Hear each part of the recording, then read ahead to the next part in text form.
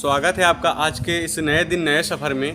तो दोस्तों आज हम देखने वाले हैं फतेहपुर सीकरी, जो कि अकबर के ख्वाबों की नगरी कही जाती है, जिसको अकबर ने बड़े प्यार से बसाया था। किंतु कुछ समय 16-17 वर्ष यहाँ पे रहे, फिर उसके बाद पानी की कमी होने की वजह से इसको छोड़ा। किंतु यहाँ पे आज भी इतनी खूबसूरती, इतना कुछ है प्राचीन हमारे पास देखने के लिए। दीवाने आम, दीवाने खास, शीश महल और जोधाबाई महल, बीरबल महल, बहुत कुछ ऐसा है, पंचमहल, जो मतलब बहुत कुछ देखने वाला है। तो सारा कुछ आज हम देखेंगे और समझेंगे। और बुलंद दरवाज़ा जहाँ पे अनारकली को चिनवाया गया था, वो स्थान, सारा कुछ हम देखेंगे और समझेंगे। तो अभी हम चलते हैं अंदर और अंदर से सारा कुछ देखते हैं।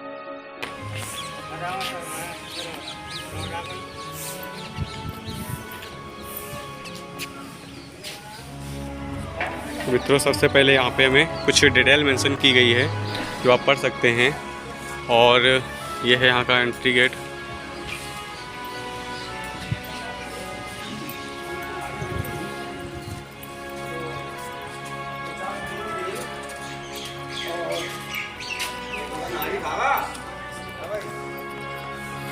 तो दोस्तों अंदर आते ही हमें सबसे पहले देखने को मिलता है दीवाने आम। अगर आप इस रास्ते से आते हैं सबसे पहले फर्स्ट से ही, तो हमें दीवाने आम देखने को मिलेगा। अगर हम यहाँ पे देखेंगे इस स्थान पे, तो यहाँ पे अकबर बैठा करते थे। और ये जो आप साइड में इतने सारे मेहराब देख रहे हैं, ये सारे मेहराब यहाँ पे उनके लोग बैठा करते थे और उनकी समस्याएं सुना करते थे। बीच में गार्डन तो बाद में बना है, वैसे यहाँ पे भी स्पेस था, यहाँ पे लोग बैठते थे और वो जो अकबर थे उनकी समस्या सुनते थे। तो ये रहा दीवाने आम और अभी हम इसके अंदर चलेंगे। दोस्तों ये जो मेहराब हैं, यहाँ पे अकबर सबकी फरियाद सुनते थे। और इन मेहराबों में और जो ये स्पेस दिखता है हमें, यहाँ पे ये एंट्री थी, वहाँ पे जो अकबर आते थे, इस जगह से अकबर आया करते थे और यहाँ पे सबकी फरियाद सुनते थे। और यहाँ पे जो भी लोग आते थे उनके पास जाकर के उनकी सारी समस्या सुनते थे बिना भेदभाव के। और आप देखेंगे तो काफ़ी सारे मेहराब बनी हुए हैं, यहाँ से आप वहाँ तक देख सकते हैं। इसके चारों ओर मेहराब है और बीच में ये मुख्य महल है। तो अब हम चलते हैं इसके नेक्स्ट पार्ट की ओर।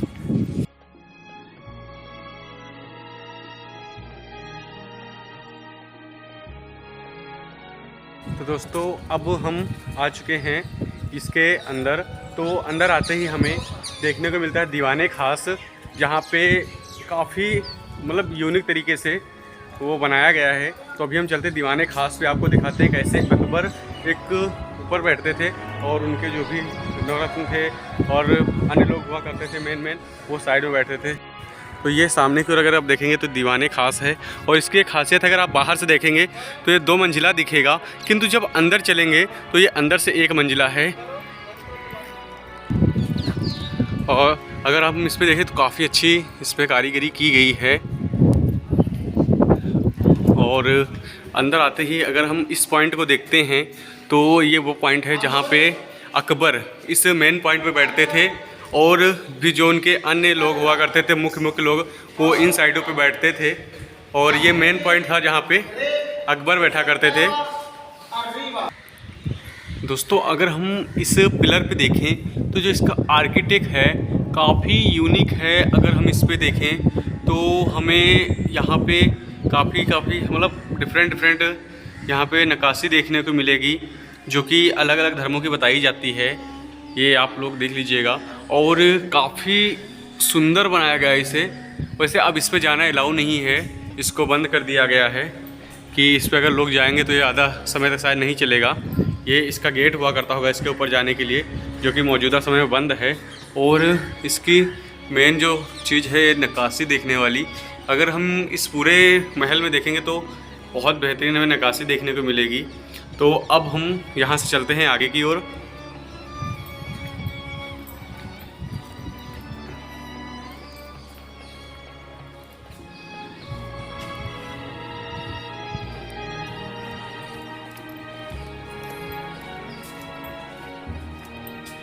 दोस्तों सामने आते ही हमें जो ये 3 कमरों वाला हिस्सा दिख रहा है, इसे कहा जाता है खजाना घर। यानी कि अभी तो मतलब अंदाज़ा लगाया था कि यहाँ पे खजाना घर हुआ करता होगा, और इसे कुछ लुका छिपी का सिस्टम भी कहते हैं। तो ये खजाना घर कहा जाता है, जहाँ पे उनका खजाना जो भी हुआ करता था, जो भी सोने के सिक्के वगैरह जो भी था सब यहाँ रखा जाता था। तो अभी इसके अंदर चल के हम आपको वो हिस्सा भी दिखाएंगे जहाँ पे वो खजाना रखा जाता था। और ये इसके ऊपर का जाने का हिस्सा है। वैसे ये तो लॉक है, सभी जो ऊपर की चीज़ें हैं वो हमें यहाँ पे लॉक मिलेंगी। और ये है कुछ इसका अंदर का व्यू। हमें इस साइड में एक सबसे मेन पॉइंट में एक ये कमरा है, फिर उसके साइड में छोटी गैलरी, फिर कमरा, और इस साइड देखेंगे तो गैलरी, फिर एक मेन कमरा इधर है। और इनमें सबसे जो पॉइंट वाली बात है, तो ये जो आप हिस्सा देख रहे हो, ये पोर्शन, इसमें खजाना हुआ करता था। हर आप यहाँ की जो भी जितनी भी खिड़कियाँ देखेंगे सारे में ऐसा आपको हिस्सा दिखेगा। ये जितना सारा है आप देख सकते हैं, ऐसा हिस्सा पूरा। इसके सेकंड फ्लोर भी जो इसका ऊपर वाला है उस पर भी ऐसे ही है, लेकिन ऊपर तो जाना अलाउ नहीं है। तो अब अगर आप देखते हैं तो हमें हर एक खिड़की में मतलब जो भी था पहले इसके अंदर उनका सारा सिस्टम रहा करता होगा। ये भी तो लॉक है ऐसे करके। तो अब हम यहाँ से आगे की ओर चलते हैं।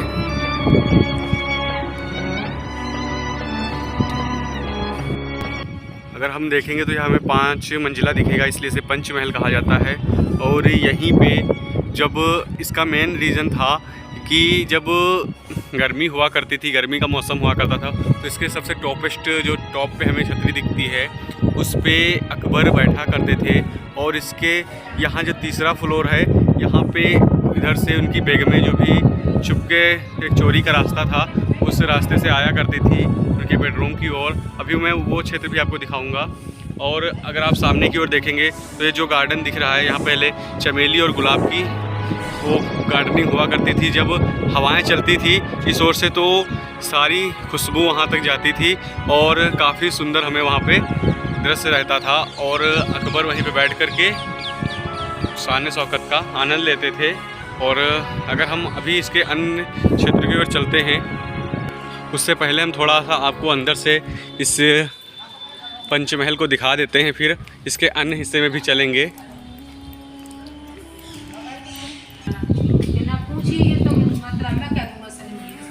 इसमें हम अगर देखते हैं तो हमें इस प्रकार से लोटस सिंबल दिख जाते हैं। काफ़ी अच्छा अंदर से इसमें इतने सारे पिलर्स हैं। इसमें मतलब ऊपर की ओर बढ़ते बढ़ते इसमें पिलर कम होते जाते हैं। अगर हम सबसे नीचे पिलर्स की बात करें तो इसमें टोटल 176 जो कि स्तंभ हैं, तो सबसे नीचे वाले में हमें 84 स्तंभ देखने को मिलेंगे। और अगर इसके ऊपर बढ़ते हैं सेकंड वाले पे तो हमें 56 देखने को मिलेंगे। फिर सबसे थर्ड वाले पे जो थर्ड वाला है उस पे हमें 20 देखने को मिलते हैं। एंड जो फोर्थ है वहाँ पे 12, फिर लास्ट में हमें 4, जो लास्ट की छतरी है वहाँ पे 4 स्तंभ देखने को मिलते हैं। और ये जो रास्ता है ये ऊपर जाने के लिए हुआ करता था। और इसमें जब इससे थर्ड वाला है तो इस साइड से इसमें एक पर्दा हुआ करता था, जो पर्दे के रास्ते से बेगमें इस वाले महल से आया करती थी।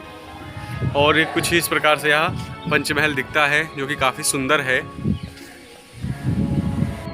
तो दोस्तों पंचमहल के अगर हम जस्ट सामने की ओर देखेंगे तो ये उस टाइम का एक जो मदरसा या कॉलेज हुआ करता जहाँ पे स्टडी होती थी।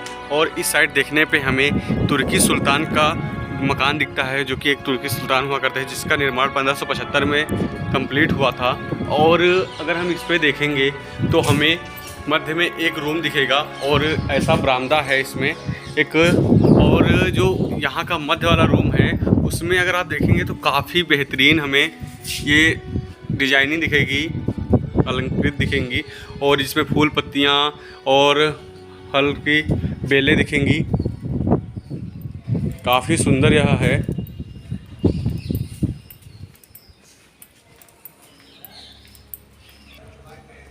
तो दोस्तों जो भी इस यहाँ पे रानी रहा करती होंगी, अभी हम इसके अंदर का हिस्सा दिखाएंगे जहाँ पे हमें काफ़ी बेहतरीन चीज़ देखने को मिलेगी।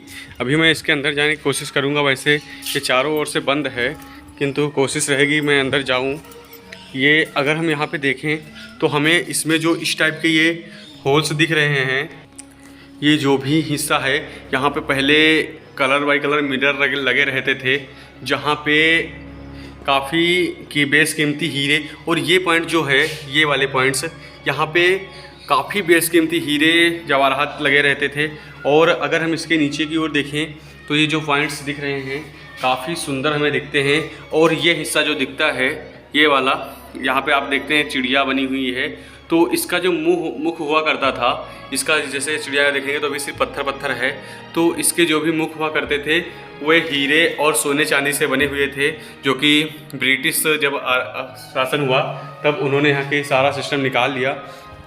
अगर देखेंगे तो काफ़ी अच्छी डिजाइनिंग हमें यहाँ पे दिखाई देती है।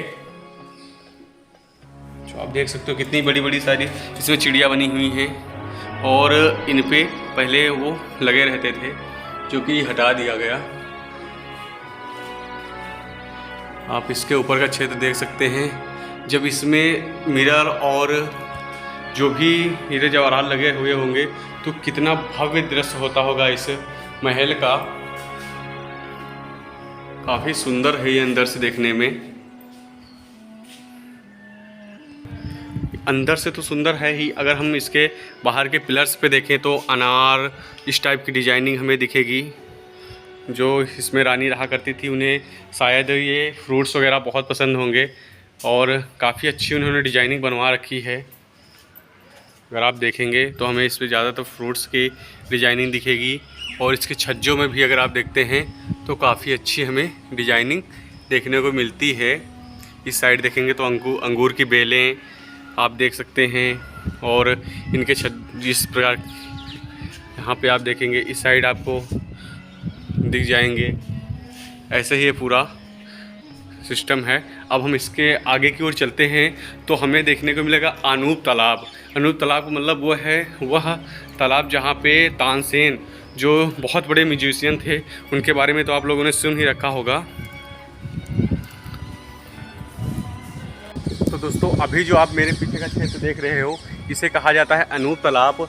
अनूप तालाब का मतलब ये है कि जो अनूप तालाब यहाँ पे जो मध्य वाला पोर्शन आपको दिख रहा है, वहाँ पे अकबर के जो उनके म्यूजिशियन थे तानसेन, वो बैठा करते थे और वहीं से राग गाया करते थे। कहते हैं कि उनके गाने से बारिशें होने लगती थी। आप देख सकते हैं ये अनूप तालाब है, और इसमें जाने के लिए हमें इस प्रकार से चारों ओर हमें 4 रास्ते मिलते हैं, और मध्य में बैठा करते थे। और इस हिस्से में जो कि ये जोधाबाई का महल है, तो वह भी मैं जोधाबाई का महल भी दिखाऊंगा, और वो वहाँ से जोधाबाई और अकबर यहाँ से बैठ करके म्यूज़िक का आनंद लिया करते थे। और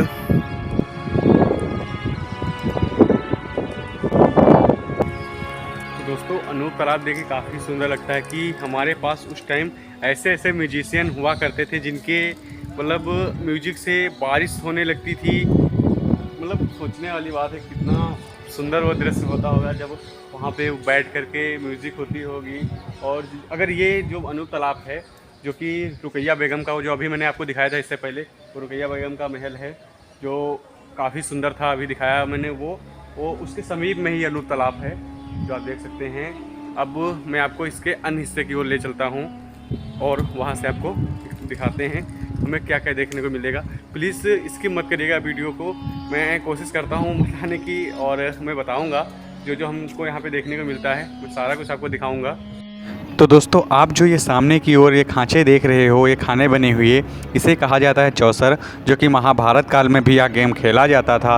और ये जो आप सीट देख रहे हो यहाँ पे अकबर और उनकी बेगमें बैठा करती थी और चौसर खेला करती थी। और इस चौसर में ये जो आप खांचे देखेंगे, ये जो भी आप इस चौसर की खांचे देख रहे हैं, इनमें उस टाइम एक लेडीज़ बैठा करती थी जो कि उनकी दासियाँ हुआ करती थी, वो हुआ करती ना कि कोई गोटी, और वो डांस करके चाल चला करती थी। यहाँ पे वे लोग गेम खेलते थे, इसे चौसर कहा जाता है, जो कि महाभारत काल से भी खेला जाता है। तो दोस्तों अब यहाँ से हम चलते हैं इसके आगे की ओर, और ये पंचमहल के एकदम पास में ही है जो यहाँ का स्पेस है, उस जगह पे स्थान पड़ता है। अब यहाँ से हम चलते हैं आगे की ओर। दोस्तों ये जो सामने की ओर हमें हिस्सा देखने को मिलता है जो कि 2 मंजिला है, इसमें जो शाही सिस्टम था, जो कि एक पढ़ाई के लिए प्रयोग किया जाता था, यहाँ पे वो उस टाइम लोग पढ़ते थे। और ये जो ऊपर वाला हिस्सा है, इसमें नीचे की ओर वाले कमरे में किताबें रहती थी, उस साइड वाले में, और यहाँ पे लोग पढ़ा करते थे।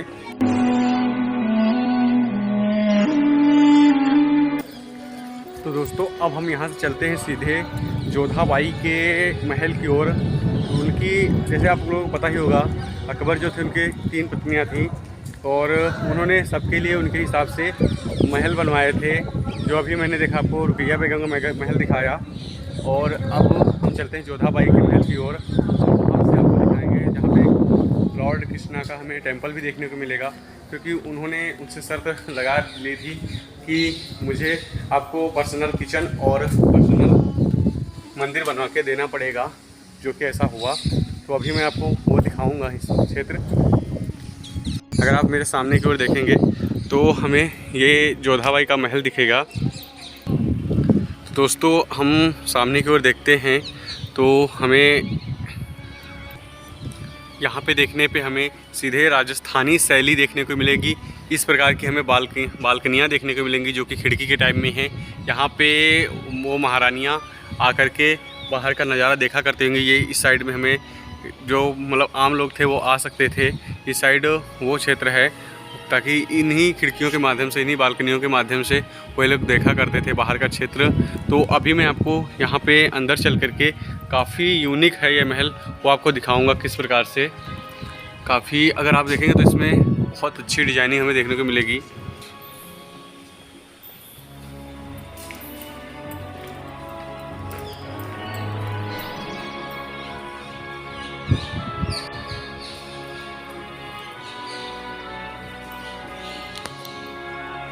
अगर हम इसके पिलर्स पे देखें तो हमें इस प्रकार की बेल और हाफ लोटस, इस प्रकार का त्रिशूल, मतलब काफ़ी अच्छी इसमें कलाकारी दिखेगी। तो हम यहाँ से चलते हैं इसके अंदर।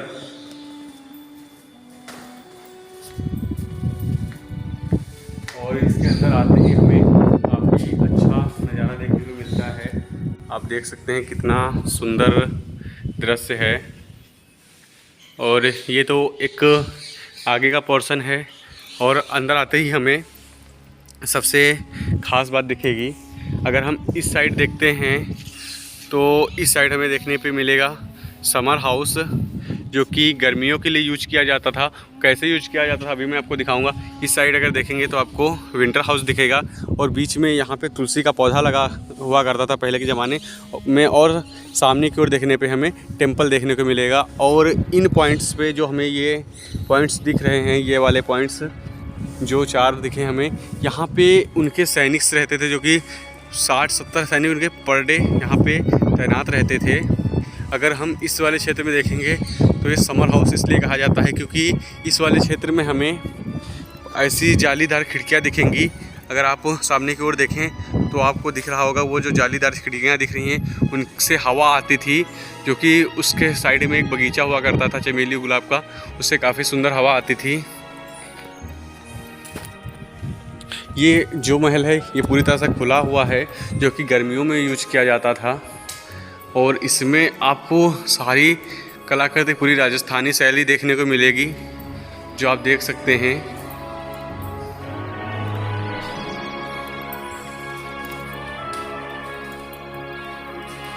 इसमें इस साइड में भी कमरे हैं, और ये कुछ अंदर से ऐसा क्षेत्र दिखता है। और इन पॉइंटों पे देखें तो हमें यहाँ पे उनकी दीपक वगैरह रखे जाते होंगे, जो काफ़ी सुंदर है। यहाँ पे उनके दीपक रखे जाते होंगे, जो उजाला के लिए प्रयोग किए जाते होंगे। और इस प्रकार के तकाले यहाँ पे भी हैं, इन तकालों में भी रखे जाते होंगे। और ये अंदर का रूम है, मेन रूम है, और इसके ऊपर का भी है, लेकिन ऊपर तो जा नहीं सकते। इस प्रकार से ऊपर का है क्षेत्र। अब हम चलते हैं विंटर हाउस की ओर, जो कि ये समर हाउस पूरी तरह से क्लोज था, इसमें जालियां लगी थी। विंटर हाउस पूरी तरह से बंद है। तो विंटर हाउस कुछ ऐसा ही है। यहाँ पे मध्य में पहले जो कि जोधाबाई हिंदू थी तो उन्होंने तुलसी का पौधा यहाँ पे लगवाया था, किंतु अब तो हटा दिया गया है क्योंकि यहाँ पे हर टाइप के लोग आते हैं, उसे टच करते हैं और तुलसी का पौधा हर टाइप से गंदगी से बहुत वो रहता है जिससे वो सूख जाता होगा, तो उसे हटा दिया गया है। दोस्तों अभी हम आ चुके हैं विंटर हाउस में। ये ठंडी के लिए प्रयोग किया जाता था। इसमें भी हमें काफ़ी अच्छी नक्काशी राजस्थानी शैली देखने को मिलेगी।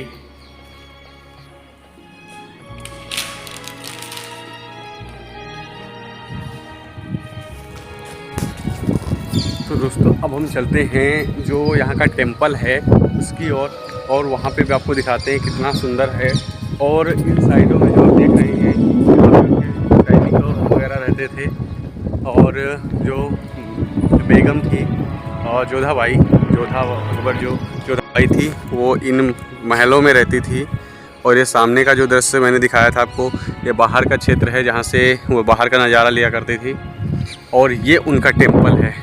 ये जो क्षेत्र हमें दिख रहा है ये टेंपल है जो कि जोधाबाई ने बनवाया था अकबर से कह करके।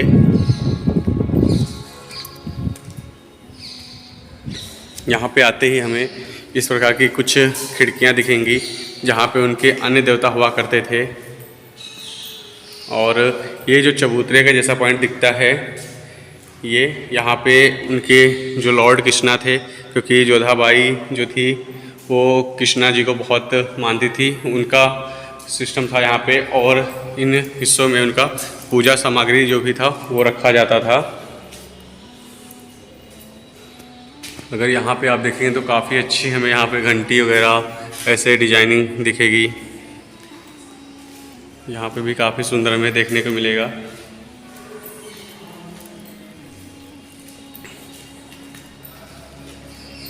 दोस्तों अब हम चलते हैं यहाँ से इसके अन्य पॉइंट्स की ओर।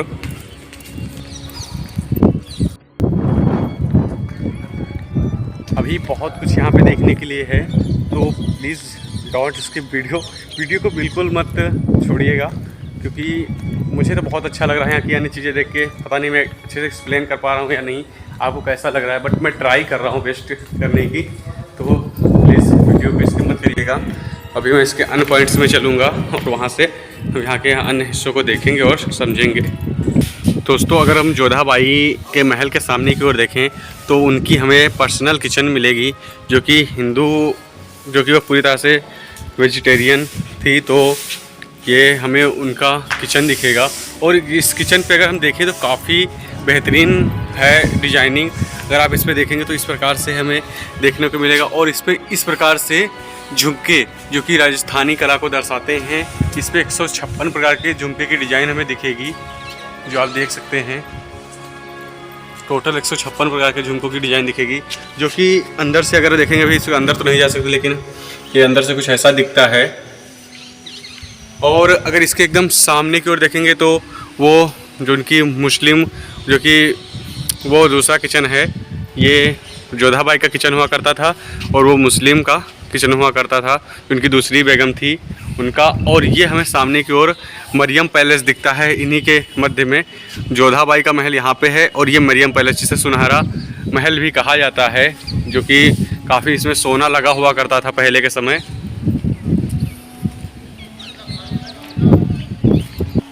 मरियम पैलेस के अंदर इस सुनहरे महल के अंदर देखें तो इस साइड से एक रास्ता है जो कि उनकी जो दासियाँ होती थी वो आती थी, और एक रास्ते से जो कि वो बेगम हुआ करती थी वो आती थी। और इस पे हमें काफ़ी अच्छी कला दिखाई देती है।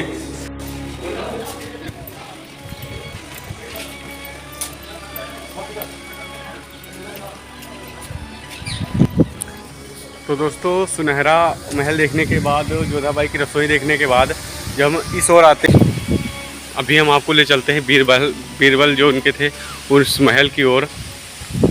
नवरत्नों में से जो एक थे बीरबल, उनके बारे में तो सब लोग जानते ही हैं।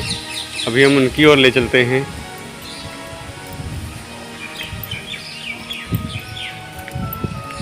तो दोस्तों अभी हम आ चुके हैं बीरबल महल के पास।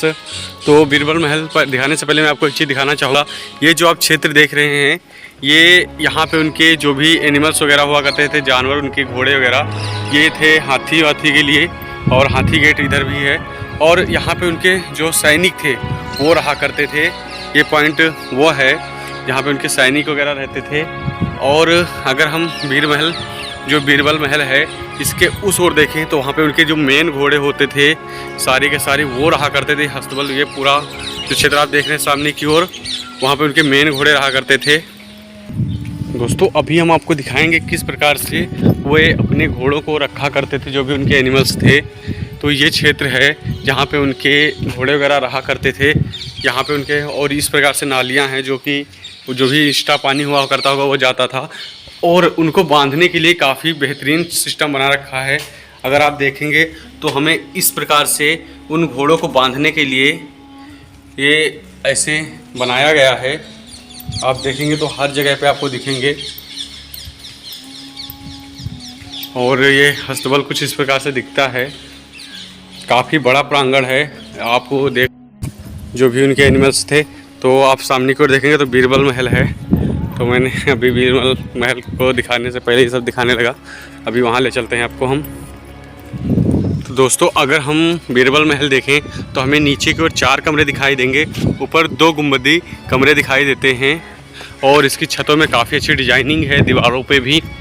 तो अगर आप देखते हैं तो हमें बीरबल महल में काफ़ी अच्छी डिजाइनिंग दी जाती है। इसमें एंटर करने के लिए हमें 2 गेट्स मिलते हैं। और इस प्रकार से इसमें तकालें बनी हुई हैं और तकालों पे काफ़ी अच्छी नक्काशी की गई है। और इन पोर्शंस में कभी उस टाइम जो भी शीशे वगैरह, डायमंड वगैरह लगे रहते थे। यहाँ पे भी काफ़ी सुंदर और काफ़ी बेशकीमती सामानें लगी थी, जो कि मौजूदा समय में तो अभी यहाँ कुछ नहीं है।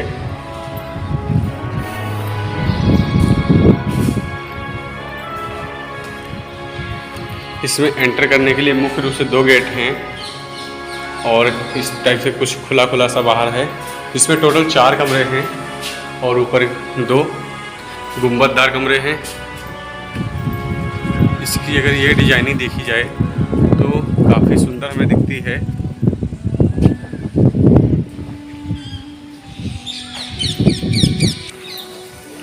तो दोस्तों अब हम वहाँ से बढ़ करके आ चुके हैं राजा तोरणमल पैलेस की ओर। जो आप सामने की ओर देख रहे हैं ये राजा तोरणमल पैलेस है, जहाँ राजा तोरणमल रहा करते थे। और इधर सारी डॉक्यूमेंट्री जो लिखा पढ़ी का कार्य होता था वो होता था। तो अभी हम चलते हैं यहाँ के अन्य हिस्सों में, दिखाते हैं जहाँ पे अनारकली को कहा जाता चिनवाया गया था। और बुलंद दरवाज़ा भी यहाँ का दिखाते हैं।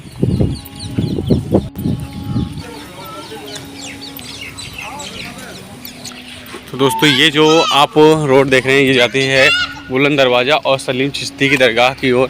तो अभी हम वहाँ चलते हैं। तो दोस्तों सबसे पहले पड़ता है हाथी गेट। तो हाथी गेट से हम अंदर चलेंगे क्योंकि हम अंदर से थे।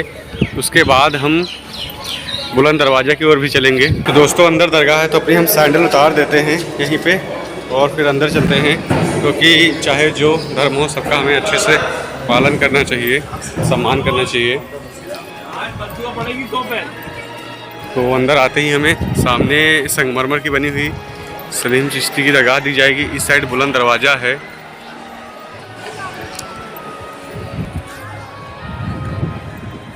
तो दोस्तों जैसा कि आप सभी को पता ही होगा, जब अकबर को कोई संतान नहीं थी किसी की भी रानी की वजह से, तो वो जब अजमेर गए थे वहाँ से उन्होंने बताया था कि आप वो सलीम चिश्ती के पास जाइए। तब वो आगरा से अपनी रानियों के साथ पैदल चल के यहाँ तक आए थे। तब उनको यहाँ पे एक औलाद हुई थी जो कि जोधा बाई से हुई, उनके द्वारा उन्हें औलाद हुई थी। तो उन्होंने यहीं पे अपना रहने का और यहीं पे उनकी शरण में पलने का सोच लिया था। तो यहीं पे अपना सब कुछ सिस्टम बनवाया, किंतु पानी की कमी होने की वजह से फिर 15-16 वर्ष बाद उन्हें यहाँ से जाना पड़ा। तो मैं भी आ चुका हूँ ये चिश्ती की जो दरगाह है वहाँ पे। मैं चलता हूँ अंदर।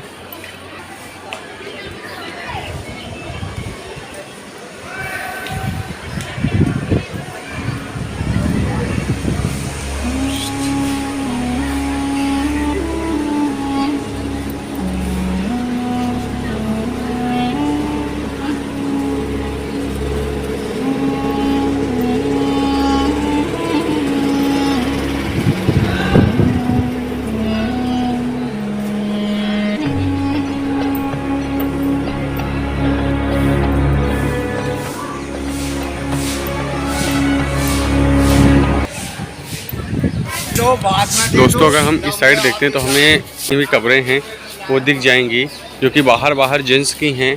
और इसके अंदर की ओर अगर हम देखते हैं तो जो उनकी लेडीज़ हुआ करती थी, जो कि पर्दे में रहती थी, तो इसके अंदर हमें बहुत सी कब्रें दिखेंगी जो कि उस समय की औरतों की हुआ करती थी।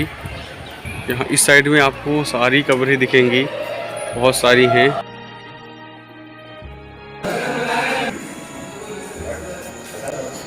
तो दोस्तों आप यह जो क्षेत्र देख रहे हैं, ऐसा कहा जाता है कि यहाँ पे अनारकली को जिंदा चुनवा दिया गया था। तो यहाँ से जो है लाहौर, दिल्ली के लिए भी, आगरा, 3 जगह की ट्रेन जाती है, जो कि अभी इस टाइम बंद है। और यहाँ पे बताया जाता है कि अनारकली को जिंदा चुनवाया गया था, जो कि ऐसा शायद कुछ नहीं था, सिर्फ लोगों की नज़रों में उनको यहाँ पे किया गया था और इसी रास्ते से उन्हें बाहर निकाल दिया गया था। अभी तो ये लॉक है।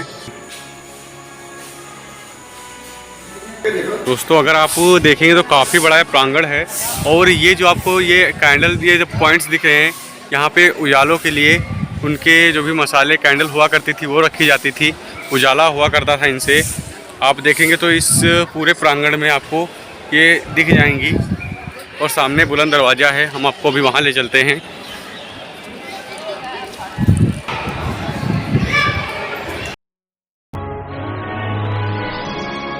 दोस्तों आप जो मेरे पीछे देख रहे हैं, ये है वर्ल्ड हाईएस्ट गेट, जो कि सबसे बड़ा दरवाज़ा, इसे बुलंद दरवाज़ा कहा जाता है। अभी जो मैं खड़ा हूँ बुलंद दरवाजे पे, और ये है बुलंद दरवाज़ा जो आप देख सकते हैं। बुलंद दरवाजे पे जाने के लिए ये कुछ स्टेयर्स हैं, इतनी सारी, वो चढ़नी है पहले। तो दोस्तों आप देख सकते हो, ये है वर्ल्ड का हाईएस्ट गेट, बुलंद दरवाज़ा।